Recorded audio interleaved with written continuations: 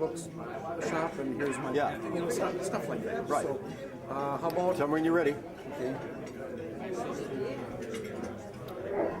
Hello, I'm Bjorn Skaptason from Abraham Lincoln Bookshop in Chicago. We are the oldest antiquarian bookshop dealing in Lincoln, Civil War, and the U.S. presidency. Thrilled to be in Milwaukee today at the Milwaukee Civil War Roundtable, talking about Ambrose Bierce and the Battle of Shiloh. Of the Chicago Civil War Roundtable. For you, sir.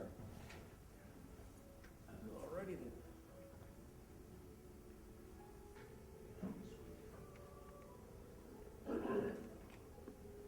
Well, the speaker tonight has spoken to us before. He talked at the Discussion Club.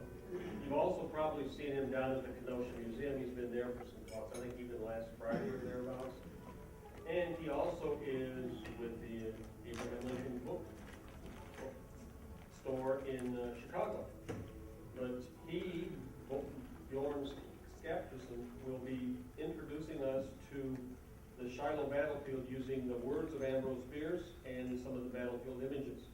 He's got a history master's from Loyola, Chicago, and when he was a student, he was a seasonal engineer at Shiloh and as well as at Corinth, and he has gone back to Shiloh probably every year since then to lead battlefield tours. Bjorn.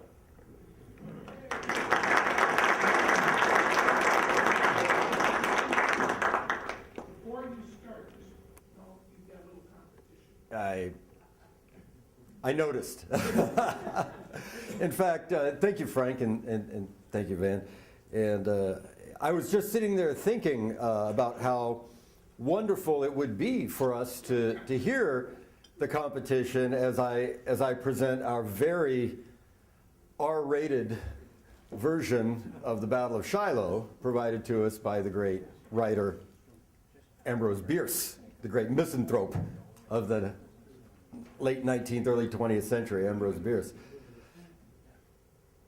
Sounds like we may have missed him, though. But nevertheless, it is a great privilege to return to the Milwaukee Civil War Roundtable. I thank you very much for inviting me back. And I also wish to extend my congratulations to my friend Doug Dahman and to the great people at the Kenosha Civil War Museum. Again, well done. There's hardly enough that we could say about the great work that you've been doing down there.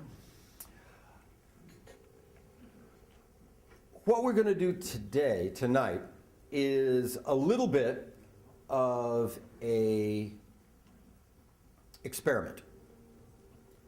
And it is an experiment of trying to take a battlefield hike, which is the medium that I am most familiar with in interpreting the Civil War, leading groups across a battlefield as I did when I was a ranger with the National Park Service, and then as I do as a volunteer for the Shiloh National Military Park every year. And then also to marry that with a form of battlefield hike that we experimented with when I was at Shiloh 2004 through 2006. And I was grateful that they would let me experiment with that. And that is what we thought of as the primary source battlefield hike. We were going to take a single primary source and follow that soldier across the battlefield. Rather than taking quotes from that soldier's writings, we would present the writing in whole, and we would take people to the spot where the events being narrated occurred. And we decided that there would be two such programs we would do at Shiloh, one for a Union soldier, one for a Confederate soldier. The terms had to be that the soldier was a good writer who had left behind a good story. One of them we wanted to be a Union soldier, and one of them we wanted to be a Confederate soldier. And these were the terms. And then they also had to have covered a lot of the battlefield. If the soldier's experience happened to be that he got up in the morning and was wounded and then returned to Corinth, then that wouldn't be much of a Shiloh battlefield hike. We determined that the Union soldier we would follow across the battlefield would be Ambrose Bierce, the great muckraking yellow journalist of the late 19th and early 20th century. Bitter Bierce, author of the Devil's Dictionary and many other fine things. Bierce was a sergeant in the 9th Indiana Regiment, and he left behind a vivid description of his experience on the second day of fighting at Shiloh. Our Confederate was a gentleman that I presume we all know, Henry Morton Stanley, who made his name famous in Africa with the Dr. Livingstone, I presume, adventure.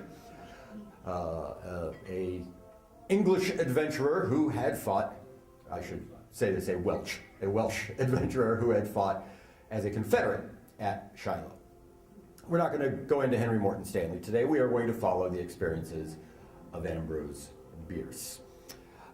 His essay that he wrote in, I believe he wrote it in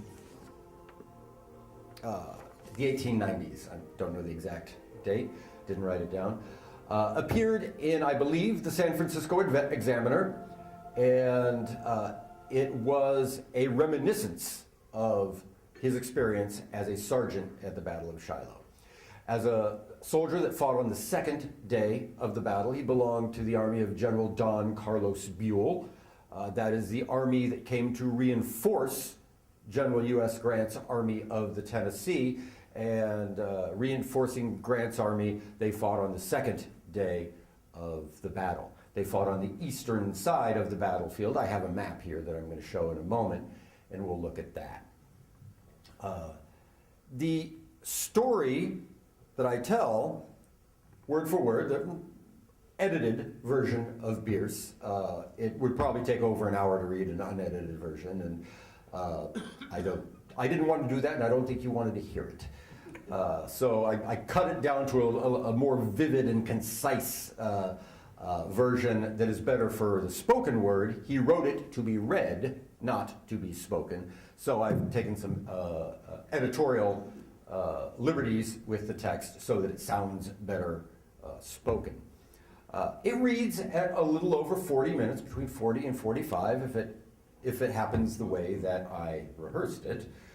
And as we go through it, we will also look at images of the battlefield where the text is taking place. If there's anybody that cannot see the screen because of me, and I need to be here to be near my computer, by all means, feel free to move around or get where you can see the screen.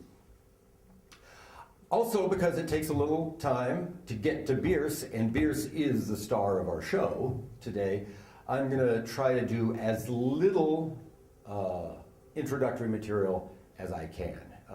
We want to get right to this as soon as we can. But it is worth knowing some things about Ambrose Gwinnett Bierce. He was born in 1840, I believe, in Meigs County, Ohio. That is the Ohio Hill Country on the upper Ohio River. Belonged to a family of deeply fundamentalist conservative Christians. So much so that his parents managed to have 10 children and name all of them after Bible characters whose names began with A. So Ambrose was simply one. I'm sure there was an Absalom and many others. Ambrose turned out to be a very poor Christian, especially as the fundamentalist evangelical doctrine went, and always a fractious member of the family, always a rebellious child, and eventually, when the family moved to Indiana, he took the first opportunity to go live with an uncle, Lucius Bierce. And that Uncle Lucius Bierce happened to live in south central Ohio and happened to be the neighbor of a farmer by the name of John Brown. And Lucius Bierce, in fact, gave John Brown the cast-off Army artillery swords that Brown and his boys used to hack apart their political enemies at Pottawatomie Creek, Kansas. So very early, young Bierce was meeting some very interesting people and learning to describe the world the way he experienced it and the way he encountered it. As you can probably imagine, by the time he was 19 years old and the Civil War started, he was a young man looking for adventure, and he enlisted immediately in the 9th Indiana Infantry. 9th Indiana Infantry was a 90-day, 1861 90-day regiment, and young Bierce, who had had one semester of training at a high school military academy, that rated him as a sergeant. And he ended up as a sergeant in the 9th Indiana, went and fought in the West Virginia campaign. After the 90 days, the 9th Indiana Regiment re-enlisted as a 3-year regiment, and Sergeant Bierce became first sergeant of Company C of the 9th Indiana. And that is the role he played at the Battle of Shiloh.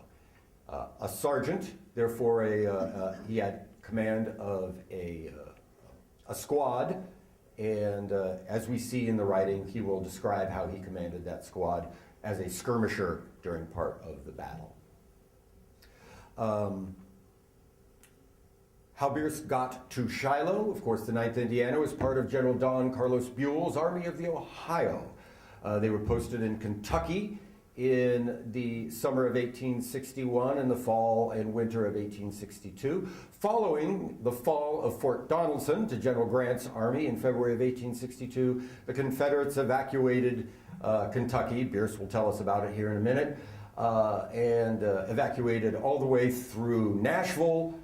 So Sergeant Bierce and his comrades marched down from Bowling Green, Kentucky. They marched right into Nashville. They took possession of that, and then finally they got their orders. General Don Carlos Buell, their commander, got their orders to march overland from Nashville to Pittsburgh Landing on the Tennessee River, where they fortunately arrived just in time to participate in the last moments of the first day of the Battle of Shiloh.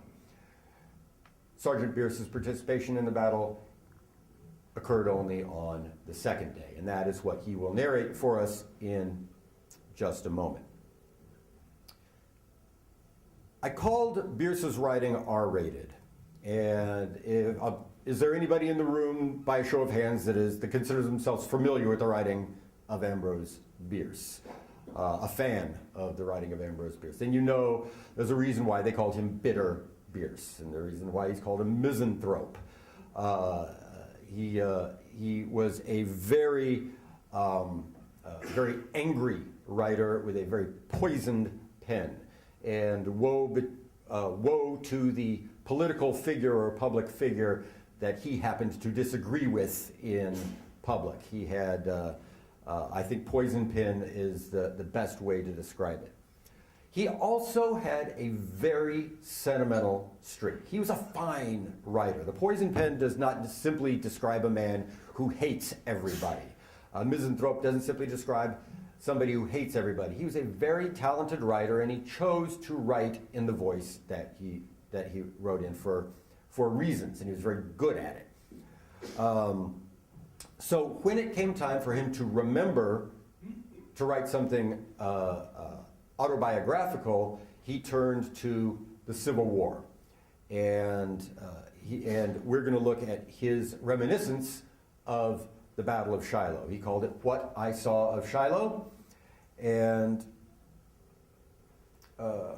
there he is as a 19-year-old sergeant. He later became a lieutenant, and then after the war went to San Francisco, where he became the journalist.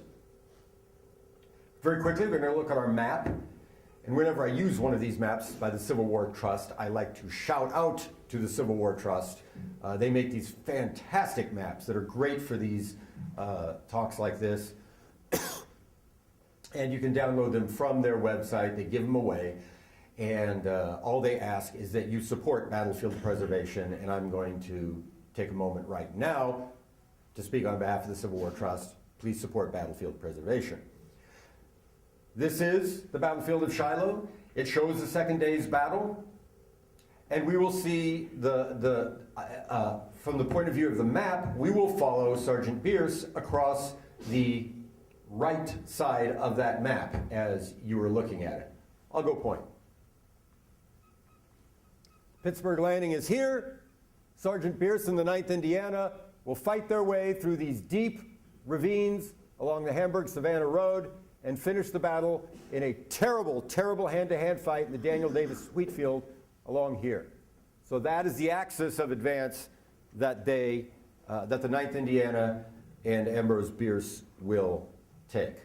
We will have a chance to look at another map later, but we will not do too much map following. We really wish to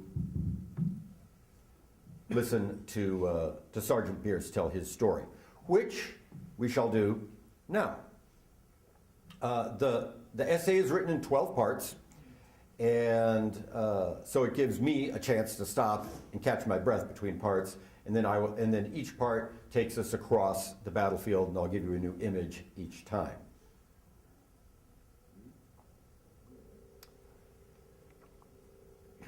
So this is What I Saw of Shiloh by Ambrose Bierce. Part 1. This is a simple story of a battle. Such a tale as may be told by a soldier who is no writer to a reader who is no soldier.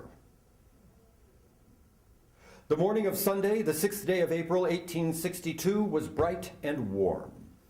Reveille had been sounded rather late, for the troops were to have a day of rest.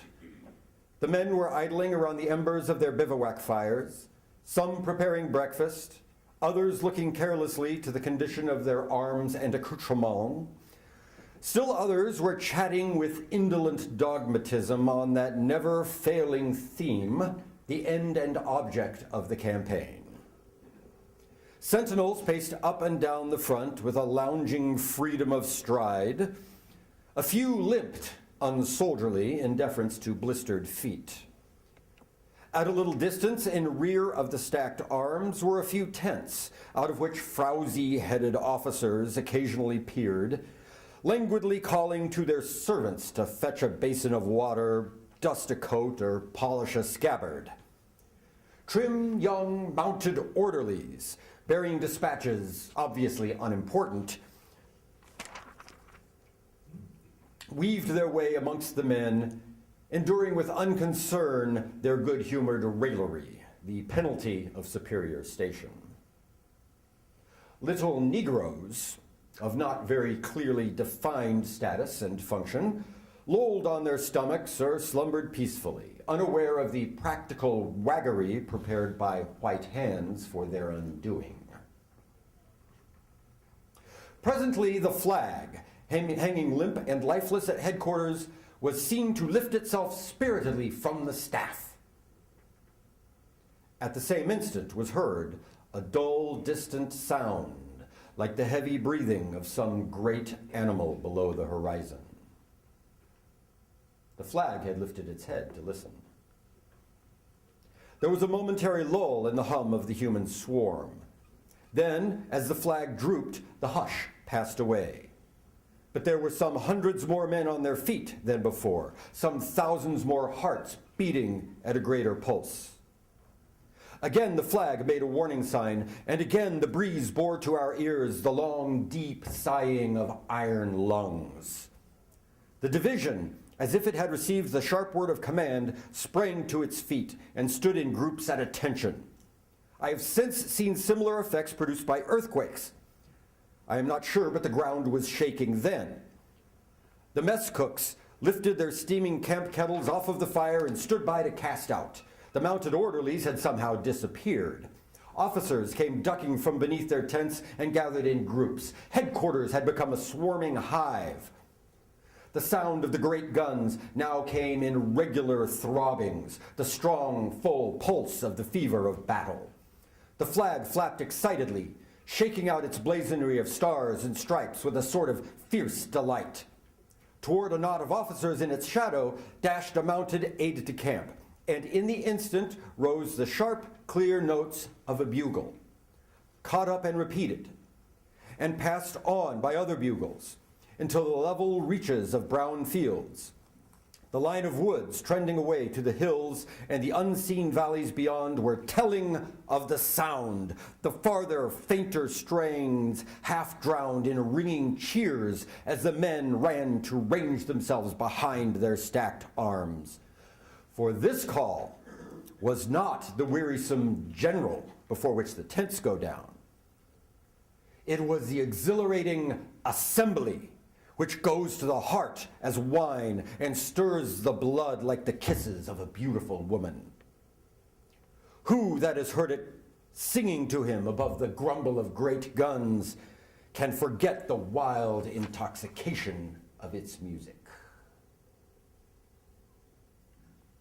2. The Confederate forces in Kentucky and Tennessee had suffered a series of reverses, culminating in the loss of Nashville. The blow was severe. Immense quantities of war material had fallen to the victor, together with all of the important points. General Johnston withdrew the Confederate Army to Corinth in northern Mississippi, where he hoped so to recruit and equip it as to enable it to assume the offensive and retake the lost territory. The town of Corinth was a wretched place, the capital of a swamp. It is a day's march from the Tennessee River, which runs nearly north, and it is navigable to this point. That is to say, the Tennessee River is navigable to Pittsburgh Landing, where Corinth got to it by a road worn through a thickly wooded country seamed with ravines and bayous. The Corinth Road was at a certain season a branch of the Tennessee River, and its mouth was Pittsburgh Landing. Here in 1862 were some fields and a house or two. Now there is a national cemetery and a number of other improvements. It was at Pittsburgh Landing that Grant established his army with the river at his rear and 2 toy steamboats as a means of communication with the other side. The question has been asked, why did General Grant occupy the enemy's side of the river in the face of a superior enemy before the arrival of General Buell? Buell had a long way to come. Perhaps Grant was weary of waiting. Certainly Johnston was. For in the gray of the early morning of April 6th, the Confederate forces, having moved out of Corinth 2 days before, fell upon Grant's advance brigades and destroyed them. Grant was at Savannah, but hastened to Pittsburgh Landing in time to find his camps in the hands of the enemy and the remnants of his beaten army cooped up with an impassable river at their rear for moral support. I have related how news of this affair came to us at Savannah. It came on the wind, a messenger that does not bear copious details. 3. Over by Pittsburgh Landing are some low, bare hills. In the dusk of the evening of April 6th, this open space, as seen from the other side of the river, would have appeared to have been ruled in long, dark lines, with new lines being constantly drawn across. These lines were the regiments of Buell's leading division, which, having moved up from Savannah through a country presenting nothing but impassable swamps and rank undergrowths of jungle, was arriving at the scene of action breathless, footsore, and faint with hunger. It had been a terrible race. Some regiments had lost 1/3 of their number from fatigue, the men dropping out of the ranks as if shot and left to recover or die at their leisure. Neither was the scene to which they had been invited likely to inspire. The eyes reported only matter for despair. Before us ran the turbulent river. vexed with plunging shells and obscured in spots by blue sheets of low-lying smoke. The two little steamers were doing their job well. They came over to us empty and returned crowded, sitting very low in the water, apparently on the point of capsizing.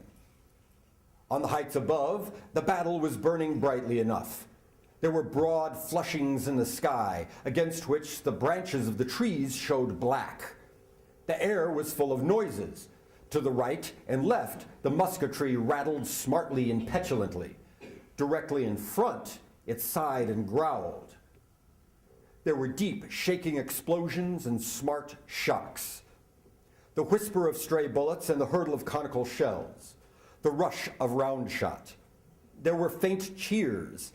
Occasionally, against the glare behind the trees, could be seen moving black figures, singularly distinct, but apparently no larger than a thumb. They seemed to me ludicrously like old allegorical figures of demons in old allegorical prints of hell. To destroy these and all of their belongings, the enemy only needed another hour of daylight.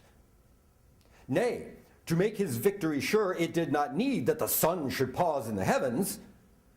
One of the many random shots falling into the river would have done the business, had chance directed it into the engine room of one of the steamers. You can perhaps fancy the anxiety with which we watched them leaping down. But we had two other allies besides the night. Just where the enemy had pushed his right flank to the river was the mouth of a wide bayou. And here 2 gunboats had taken station. They too were of the toy sort. They staggered under a heavy gun or two. The bayou made an opening in the high bank of the river. The bank was a parapet behind which the gunboats crouched, firing up the bayou as through an embrasure. The enemy was at this disadvantage. He could not get at the gunboats, and he could advance only by exposing his flank to their ponderous missiles, one of which would have broken a half-mile of his bones and made nothing of it. Very annoying this must have been. These 20 gunners beating back an army because a sluggish creek had been pleased to fall into a river at one point rather than another. Such is the part that accident plays in the game of war. As a spectacle, this was rather fine. We could just discern the 2 black bodies of these boats, looking very much like turtles. But when they let off their big guns, there was a conflagration. The river shuddered in its banks and hurried on, wounded, bloody, terrified. Objects a mile away sprang toward our eyes as a snake strikes at the face of his victim. Then we could hear the great shell tearing away through the air until the sound died out in the distance. Then, a surprisingly long time afterward, a dull, distant explosion and a sudden silence of small arms fire told their own tale. 4. There was, I remember, no elephant on the boat that passed us across that evening. Nor, I think, was there a hippopotamus. These would have been out of place. We had, however, a woman. She was a fine creature, this woman, somebody's wife. Her mission, as she understood it, was to inspire the failing heart with courage. And when she selected mine, I felt less flattered by her preference than astonished by her penetration. How did she know? She stood on the upper deck with the red blaze of battle bathing her beautiful face, the twinkle of 1,000 rifles mirrored in her eyes, and displaying a small ivory-handled pistol. She told me in a sentence punctuated by the thunder of great guns that if it came to the worst, she would do her duty like a man. I am proud to remember that I took off my hat to this little fool. 5. By the time my regiment had reached the plateau, night had put an end to the struggle. The gunboats blazed away at set intervals all night long, just to break the enemy of his rest. For us, there was no rest. Foot by foot, we moved through the dusky fields, we knew not whither. There were men all about us, but no campfires. To have made a blaze would have been madness. They gathered in groups by the wayside. They recounted the depressing incidents of the day. A thoughtful officer shut their mouths with a sharp word as we passed.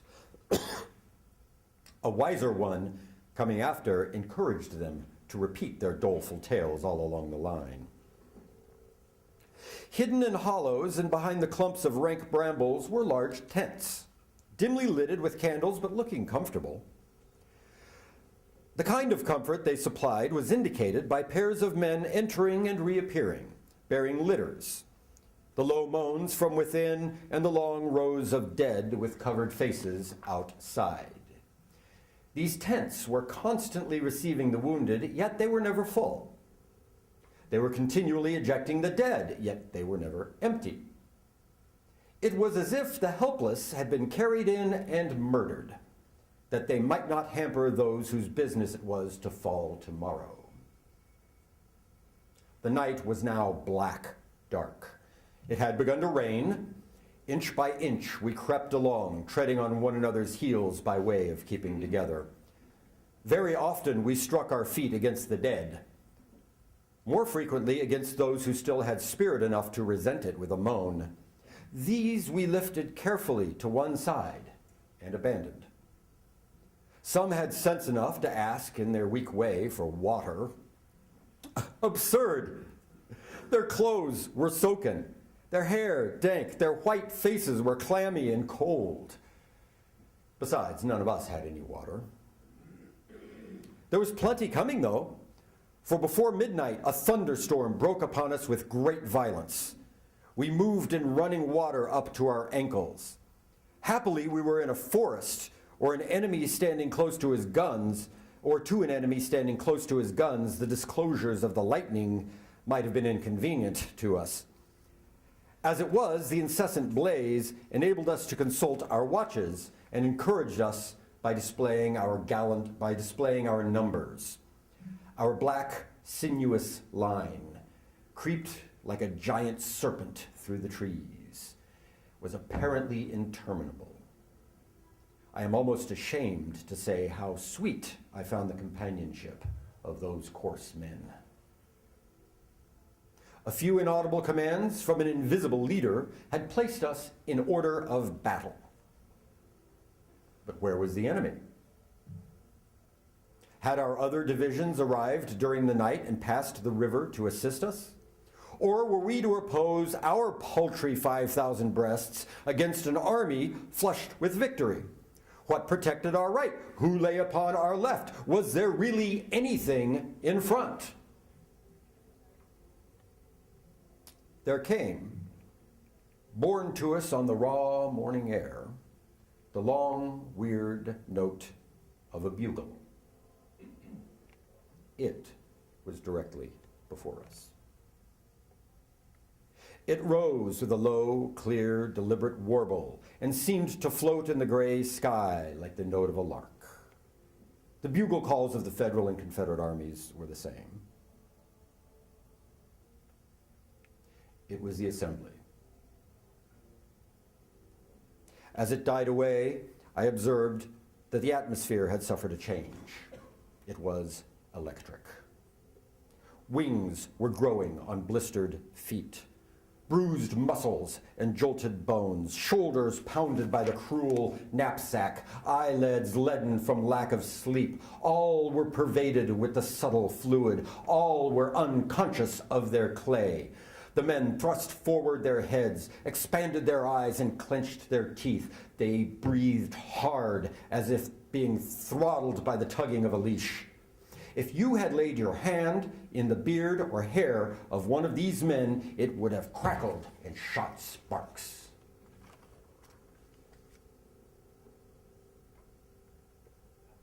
Six.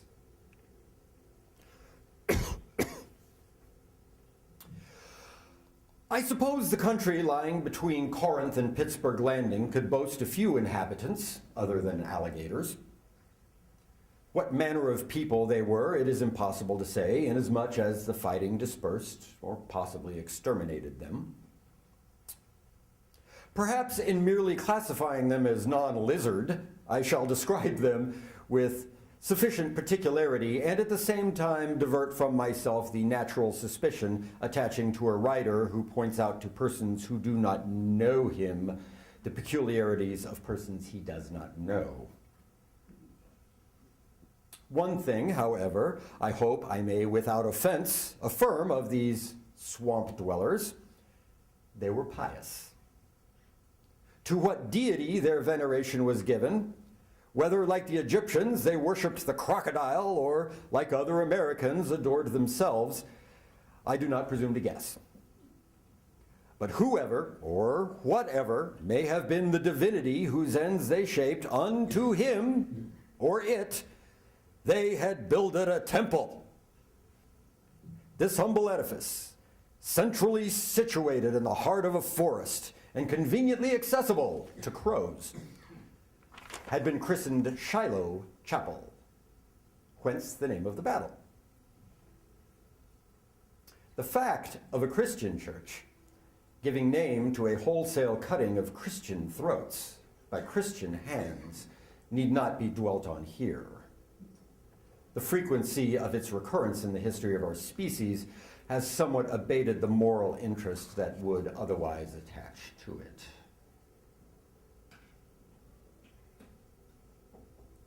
Seven.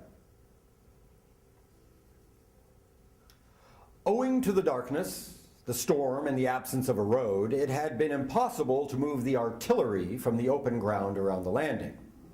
Our batteries were probably toiling after us somewhere. We could only hope that the enemy might delay his attack until they should arrive. He may delay his defense, if he like, said a sententious young officer to whom I had imparted this natural wish. He had read the signs right.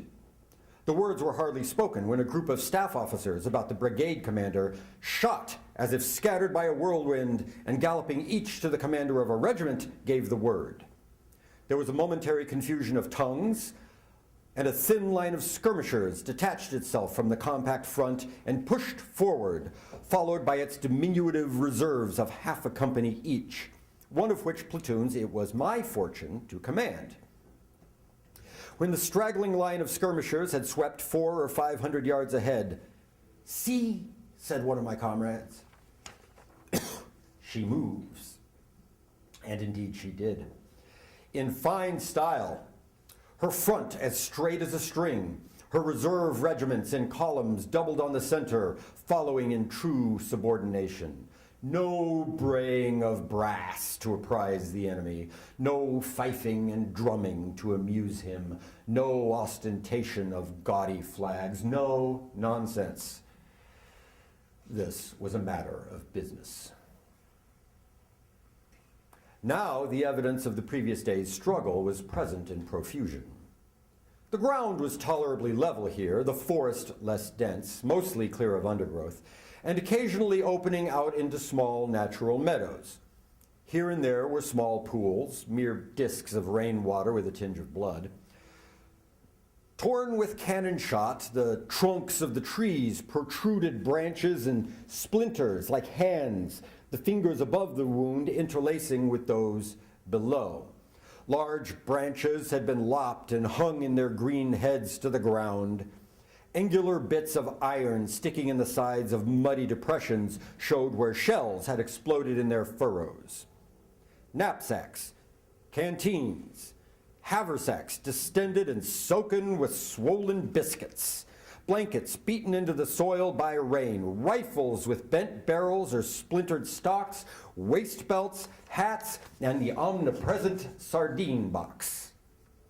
All the wretched debris of the battle still littered the spongy earth as far as you could see, in every direction.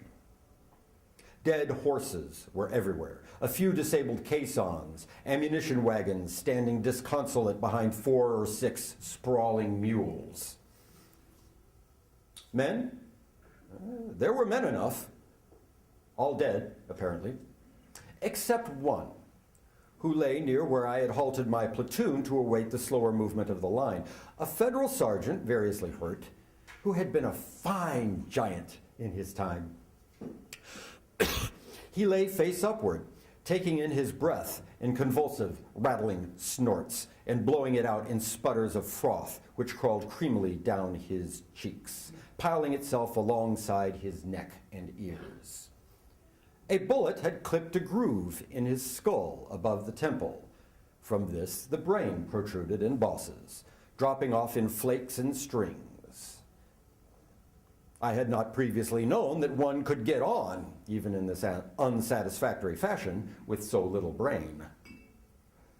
One of my men asked if he should put his bayonet through him. Inexpressibly shocked by the cold-blooded proposal, I told him I thought not. It was unusual,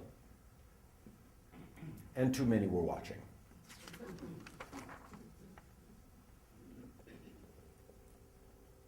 Eight.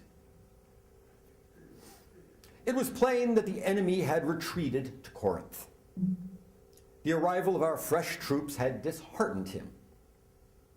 3 or 4 of his gray cavalry vedettes, moving amongst the trees on the crest of the hill in our front, confirmed us in our belief.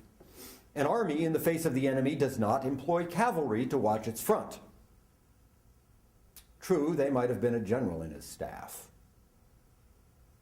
Crowning this rise, we found a level field, 1/4 of a mile in width. Beyond it, a gentle acclivity, covered with an undergrowth of young oaks, impervious to sight. We pushed on into the open, but the division halted at the edge. Having orders to conform to its movements, we halted too, but that would not suit. We received an intimation to proceed. I had performed this sort of service before, and in the exercise of my discretion, deployed my platoon, pushing it forward at a run with trailed arms to strengthen the skirmish line, which I overtook some 30 or 40 yards from the woods. Then, I can't describe it. The forest seemed all at once to flame up and disappear with a crash like that of a great wave upon the beach. A crash that expired in hot hissings and the sickening spat of lead against flesh. A dozen of my brave fellows tumbled over like 10 pins. Some struggled to their feet, only to go down again, and yet again. Those who stood fired into the smoking brush and doggedly retired.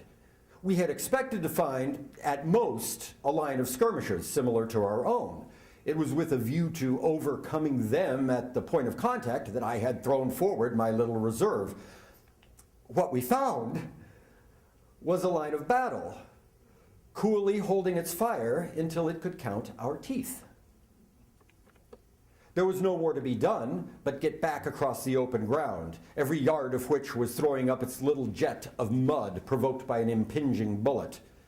We got back, most of us, and I shall never forget the ludicrous incident of a young officer who had taken part in the affair walking up to his colonel, who had been a calm and apparent impartial spectator, and gravely reporting, "The enemy is in force just beyond this field, sir."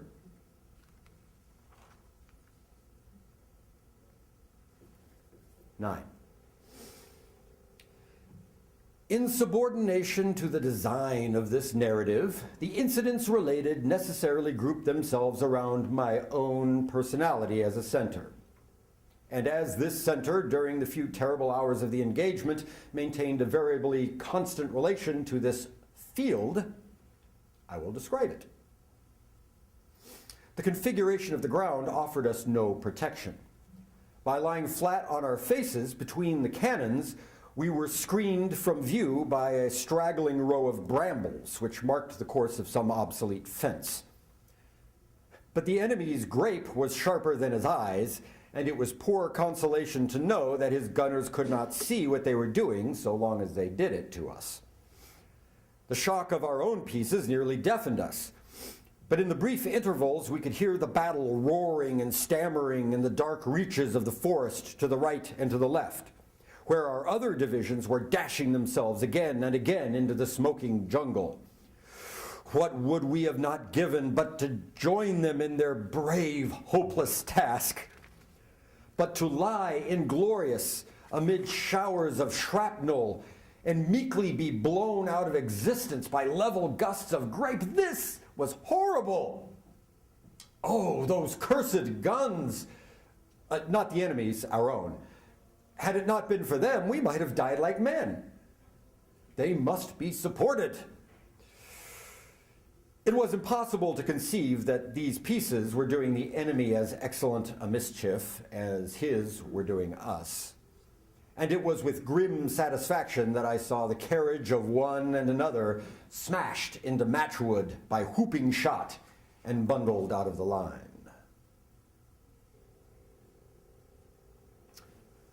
Take a moment here to take another look at a map. This is from Tim Smith's Shiloh, Conqueror Parish, a fine history of the Battle of Shiloh that I recommend. Here, Sergeant Bierce's recollections will part from the facts of history a little bit. He will describe having visited a ravine some several hundred yards to the east of his position. His position would have been here. And the climax of our story involves a fight here. He now describes activity that occurred here. And while he describes it, where he places himself actually would have been behind the Confederate lines at the time. But Bierce was not mistaken, nor did he really care about history. He was a writer. His goal was to write a good story. And so it didn't matter to him if he played with the timeline a little bit in order to put Part 10 where he put it.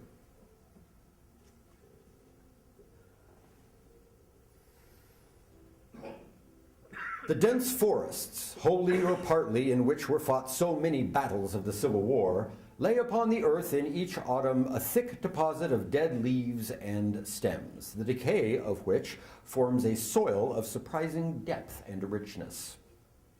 In dry weather, the upper stratum is flammable as tinder.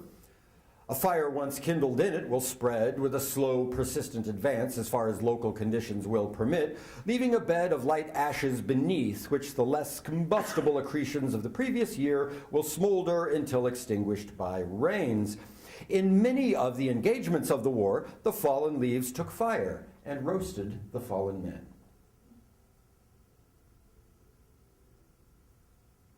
At Shiloh, during the first day's fighting, wide tracts of woodland were burned over in this way, and scores of wounded who might have recovered perished in slow torture. I remember a deep ravine in which, by some mad freak of heroic incompetence, a part of an Illinois regiment had been surrounded and, refusing to surrender, was destroyed, as it very well deserved. My regiment, having at last been relieved at the guns for no obvious purpose, I obtained leave to go down into the valley of death and gratify a reprehensible curiosity. The fire had swept every foot of it, and at every step I sank into ashes to the ankle. It had contained a thick undergrowth of young saplings, every one of which was severed by a bullet, and afterward burnt. The stumps were charred. Death had put its sickle into this thicket, and fire had gleaned the field. Along a line which was not that of the extreme depression, but was equidistant from the heights on either hand, lay the bodies, half buried in ashes. Some in the unlovely looseness of attitude denoting sudden death by the bullet, but by far the greater number in postures of agony that told of the tormenting flame. Their clothing was half burnt away, their hair and beard entirely. The rain had come too late to save their nails. Some were swollen to double girth, others shriveled to mannequins. According to the degree of exposure, their faces were bloated and black or yellow and shrunken. The contraction of muscles which had given them claws for hands had cursed each countenance with a hideous grin. Faugh! I cannot catalog the charms of these gallant gentlemen who had got what they enlisted for.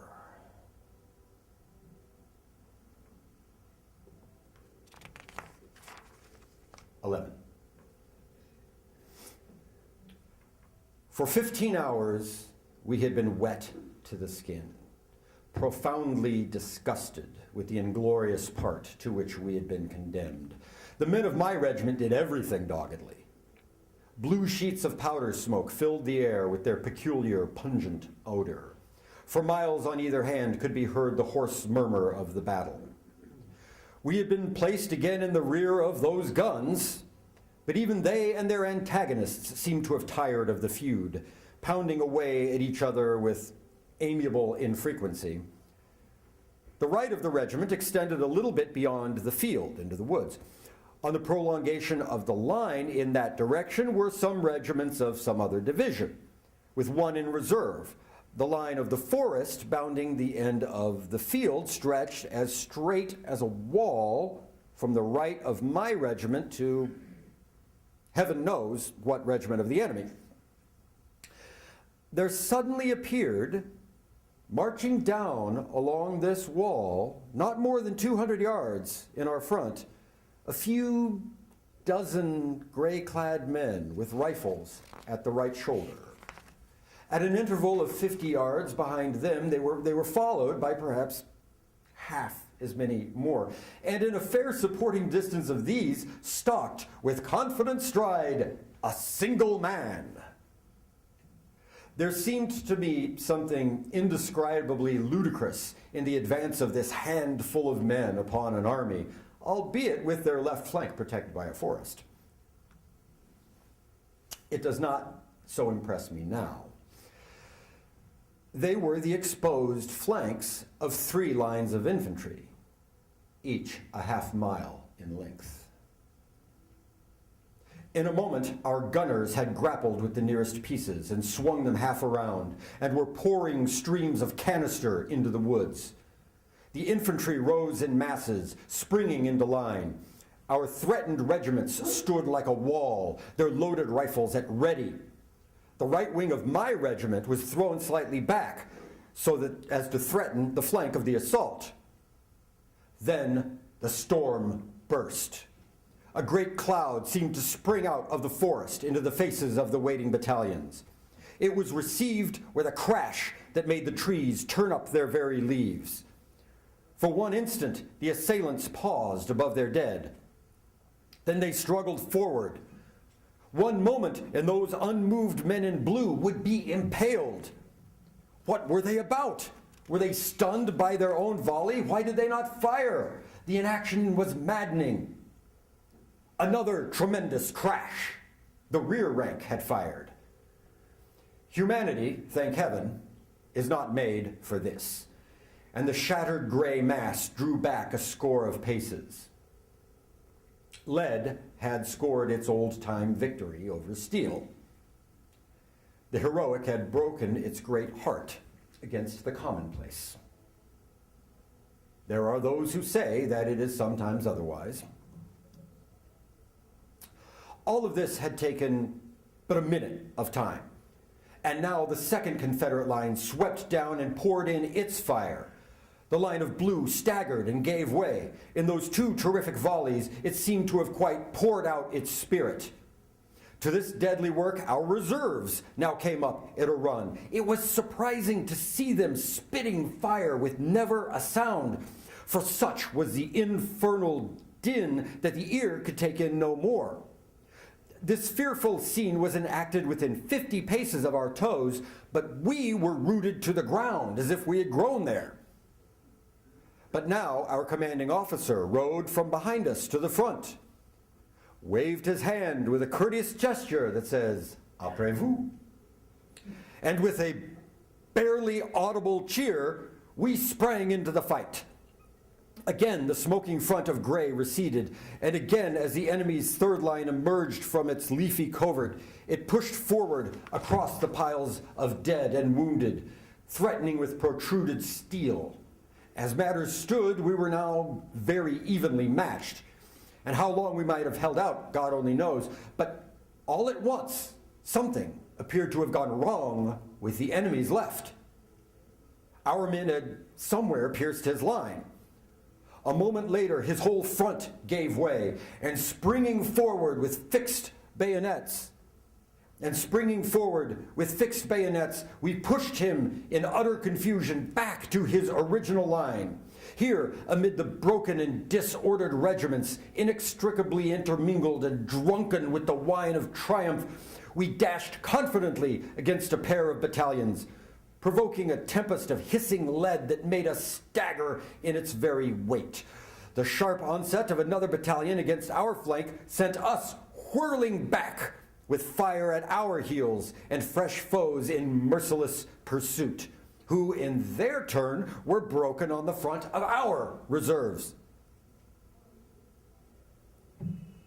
As we rallied to reform behind our beloved guns, we noted the ridiculous brevity of our line. As we sank from sheer fatigue and tried to moderate the terrific thumping of our hearts, there swept past us and over us into the open field a long regiment with fixed bayonets and rifles at right shoulder. Another followed, and another, 2, 3, 4. Heavens! Where do all of these men come from, and why did they not come before? How grandly and confidently they go sweeping on like long blue waves of ocean, chasing one another to the cruel rocks. Involuntarily, we draw in our feet beneath us as we sit, ready to spring up and interpose our breasts when these gallant lines shall come tumbling back across the terrible field with spouting fires at their backs.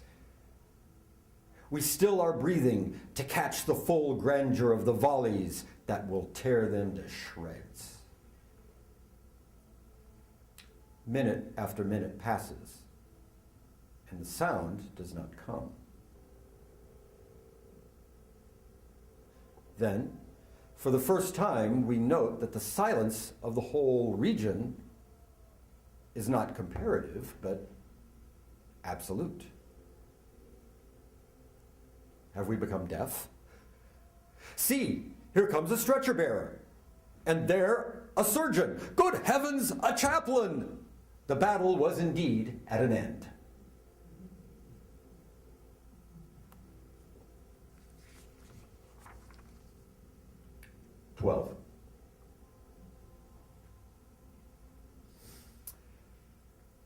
And this was oh so long ago. How they come back to me.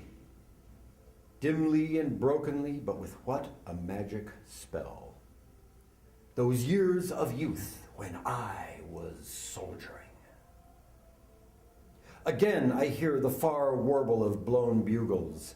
Again I see the tall blue smoke of campfires ascending from the dim valleys of Wonderland. There steals upon my sense the ghost of an odor from pines that canopy an ambush. I feel upon my cheek the morning mist that shrouds the hostile camp, unaware of its doom, and my blood stirs at the ringing rifle shot of the solitary sentinel. Unfamiliar landscapes, glittering with sunshine or sullen with rain, come to me demanding recognition, pass, vanish, and give place to others. Here in the night stretches a wide and blasted field, studded with half-extinct fires, burning redly with I know not what presage of evil. Again, I shudder as I note its desolation and its awful silence. Where was it? To what monstrous inharmony of death was it the prelude?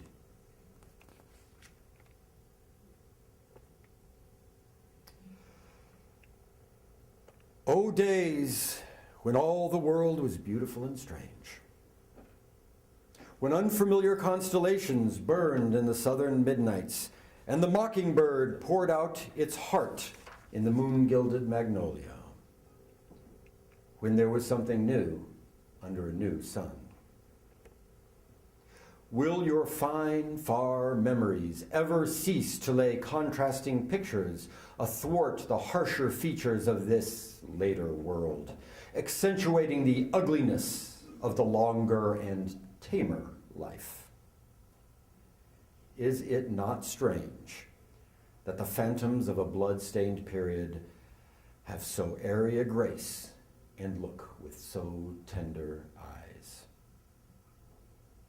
That I recall, with difficulty, the danger and death and horrors of the time, and without effort, all that was gracious and picturesque.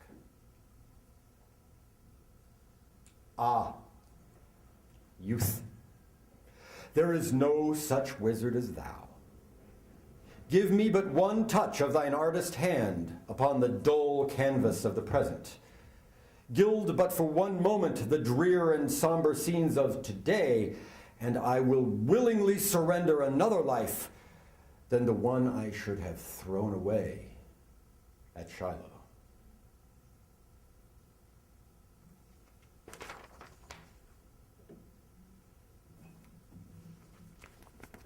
Thank you.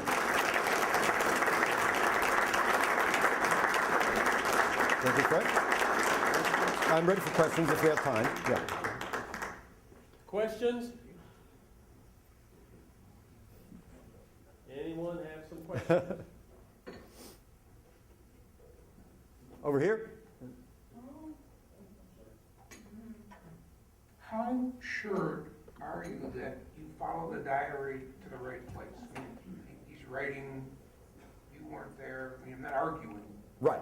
I'm just asking the question. Of course. The question is how did I determine that I was following the right places, the right axes of advance, and so on.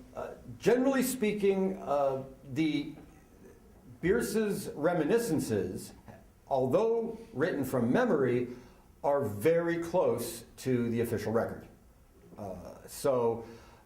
When we go to the records and we trace the path of the 9th Indiana Infantry across the battlefield at Shiloh, a path that's well known, they have a marker, they have a monument that the veterans placed at the site where